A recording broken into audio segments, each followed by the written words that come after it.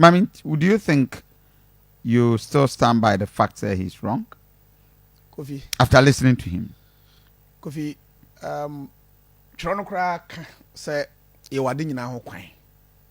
Nenye ni nyina ne fatai. Akoma FM 87.9 Kumasi. On several platforms say Nana Akufo-Addo you will be a speech power highly deficient. Say kasa. On the brana former president Professor Mills no tiasino. Eba extemporal speeches. Say yes you yentro na no asem ukrata so say onko kan. Professor Mills will be a friend no say omekasa he will be able to stand on people so cry. Yeah. Or you'll be a otumi kasa. But we are real Akufo-Addo bro be president. 87.9 Kumasi say we president. Senia esese wo kasa nko. Ena say wonye president ana say omampanyi a won kasa ye no so no so no nko. Mpempia owura Akufo-Addo be kasa na no asem a obeka no ye ntwero man no. Okasa bia na say wo kasa wo ye speech analysis o ye mpense mu won nsem waka no a Kofi wenya mfomso bebre na wo hwe asem anra owura Akufo-Addo ko kan ya Akoma FM 87.9 now guys say it is a response to asem purportedly omampanyi dada John Dramani Mahama kan me I don't think so. Okay. I don't think so because Nana Akufo-Addo pa say yes yentro asem man won kasa. Sometimes you see he's easily so why we know who easily provoked by anything. Yeah. Mekai say right. Emra na on your president na or friends say or born to say yento abama no. There are several occasions original platforms so kasa as a politician no be make a comment in the audience Nana Akufo-Addo will stop and react. I can't remember he was once in Konongo. Oh kasa obi kasa you see original badwam or kasa na so sa wonachi obi kasa ma he will stop it. Hey, what are you saying? He will react. And that is why we don't need to have such people as leaders. Kofi ubekaya is it last year or so? K2 South, K2 area, Mpotam ho. Your friends say tidal waves. Your friends say a bow waves are a flooding, a yirifa and crofua or muti K2 and then Mpotam ho. Go for your Ghana ha. Nana do Danko Akufo-Addo Ghana ha. It never tickled him. Pusuno dakro krada say esese owura Danko Akufo-Addo otumi tu ne nan say wo kɔ hɔ akɔhwɛ sɛ de nkrɔfo mu voter region say from mantam wo or how no mu fam mekai friends friends jifa go machine 87.9 every now and then any more friends media general mekai John Hughes mo wo mu free enkran ekɔtena hɔ ene amanfo edi nkomo mu media general ena Kofi mode friends money ankrankra di nkomo mu generate sika donate niema se ye de beboa amanfo na owura Danko Akufo-Addo no Ghana ha enti wo hwe asem a esi ye no a no okɔ hɔ na enye the first time abisi ni na Kofi migidi ye se mo sentrofo bi mu amabo na chi ase asem si framantama wonko ene ye NDC for ne other stakeholders nsem o maka no ena epusu owura Akufo-Addo a enra okɔ ye Ghana ha ebra friends abante ya bibini ya America for opposing for bo na owuye Floyd Nana Danko Akufo-Addo etwiti what twiti efa ho but wo Ghana ha Kofi mpresan ena asemasi from mantam wo ye atoyere nchema Nana Danko wa ye basahare so ntem so se obekọ na one wonom Oba no so wa. Akoma Kofi me say tidal waves na esi wo ketu mpotamu ajifa gumachimo eko up and down as it last year or the last 2 years. What is Owura Akufo-Addo ebo ho wa? What is Owura Akufo-Addo etu ni nan eko ho? Enti me gidi ye say ye ba beto aba next year. Asem yesi a onko ho no enti na Nana Danko Akufo-Addo oko ho. Na Kofi wo hwe Owura Akufo-Addo ne public speeches ni some of these things are. Ya de a emwawe na no ya friends Palestine ne Israel for sense me buy. Nana Danko Akufo-Addo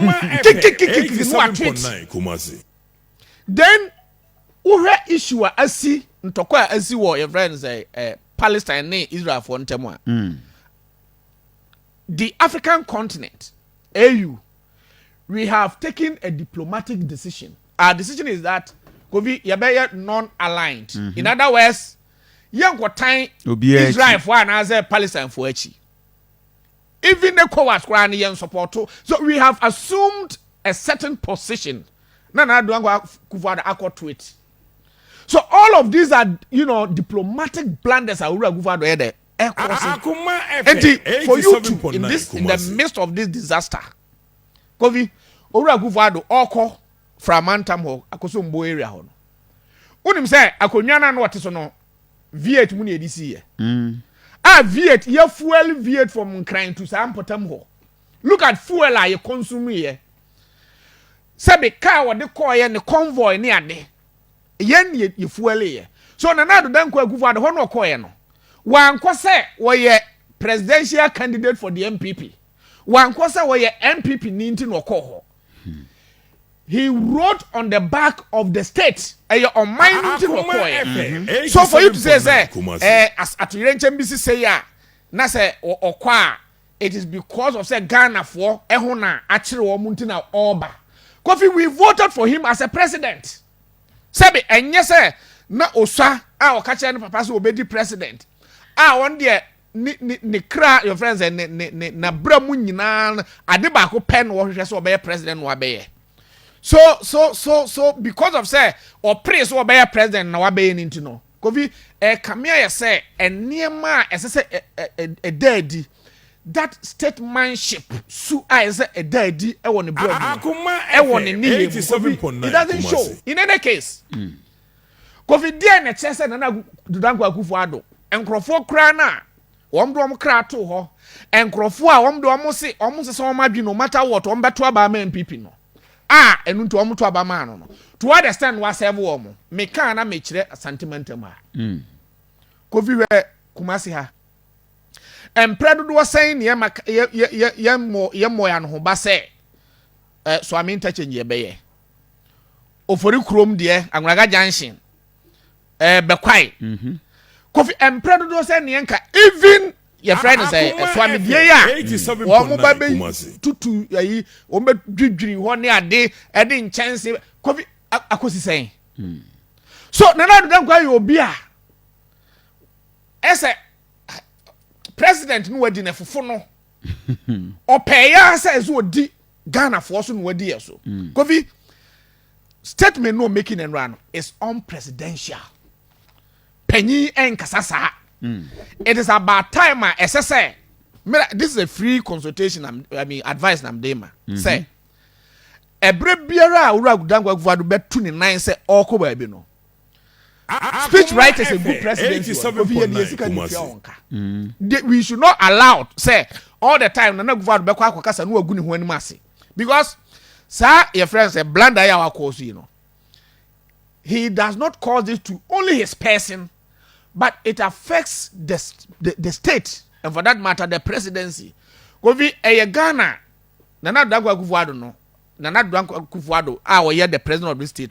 He's the face of this country. So if in the midst of this aturenchem a man for Kofi uhwe enanopa media general mebo mabaso we coverage amaye it appears that even Kubekure one crown is almost submerged by the volume of issue. Serious. Kofi, you were Akufo-Addo because of this situation into no omu nya kwan nko school wa hwe ya even under circumstances kra na eze obi wa o ebi a o twa nsuo keka ko school kra no ye wa teacher fo a omu ko twa nsuo na nsuo afo no Akoma ye wa school fo wa omu twa nsuo from baby a wo mote akọ school baby omu school wo nsuo tumi fa won no omawu kofi this is a situation a sabi asofo kra ntumi nkwa asori because wa sorry dan na akoya asori wo mu no nsuo afa asori dan no baby a manfo da sabi baby abenu aduane kra no kitchen wo no nsuo asab maji eho nyina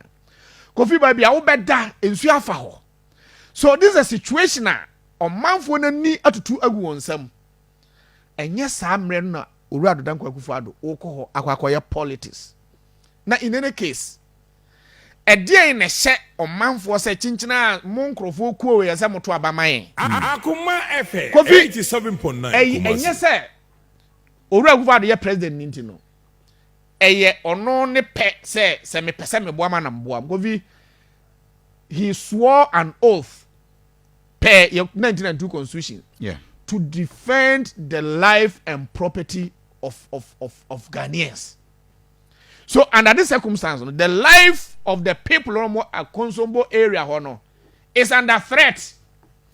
It behoves the Owura Danko Akufo-Addo nka okwe no nebia what the plans say bia ma deploy way e bia ya take camp bi wo ha bia say e bia ye di enuane eba e bia the blanket and as a mattress eba e bia ya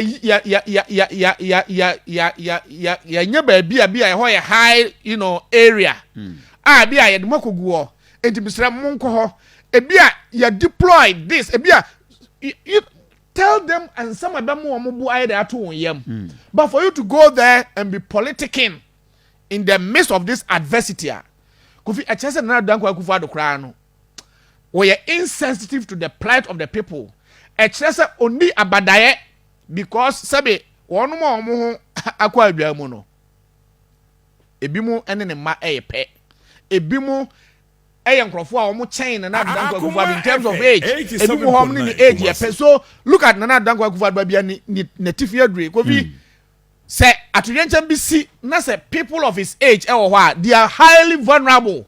Okay. Na Danko Akufo-Addo odwen wo mo say ye nkrofo bi asebe wo mo ye nkokora wa te say wono and therefore as say me pe ba bi on beda.